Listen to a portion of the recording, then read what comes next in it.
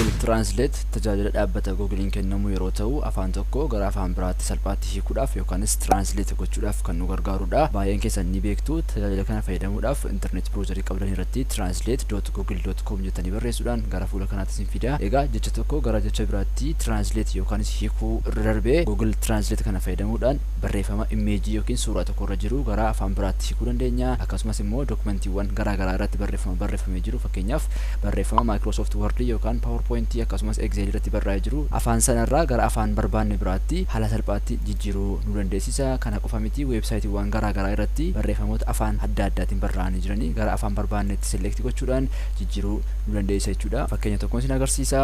As irra keessoo kana image kan jedhu kan irra erga deemnee booda image barreeffamni irratti barraa'ee jiru bakka kana irratti ni galchina.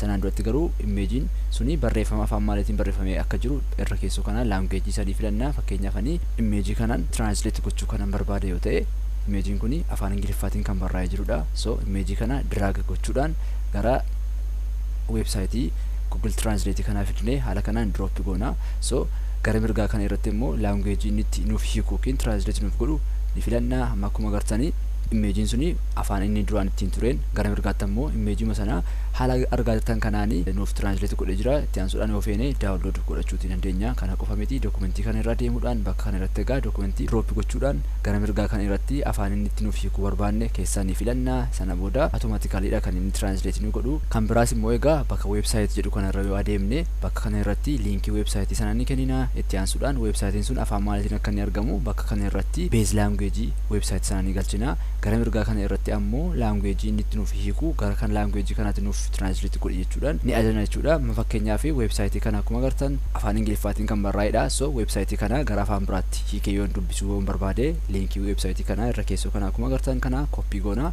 Itti aansuudhaan bakka kana irra dhufne paste jennaani. Gara mirgaa kana irra ammoo language inni itti nuuf hiikuu barbaanne yookiin amaarichi ta'uu danda'a afaan oromoo ta'uu ni mala languageewwan kan biraas barbaadan as keessaa filachuu dandeessu. So itti aansuudhaan mallattoo xiyyaa kana irratti wayita kilikii gootan egaa fuula haaraa irratti website nuti duraan laanneef sana gara afaan nuti filannetti akkuma argaa jirtan kanaani nuuf jijjiira. Wayita translation kana gaggeessutti automatically waan ta'eef dogongoroonni tokko tokko jiraachuu ni danda'u. Dogongoroota mudatan kana yaada keessa galchuudhaan idea website hubachuu dandeessu jechuudha.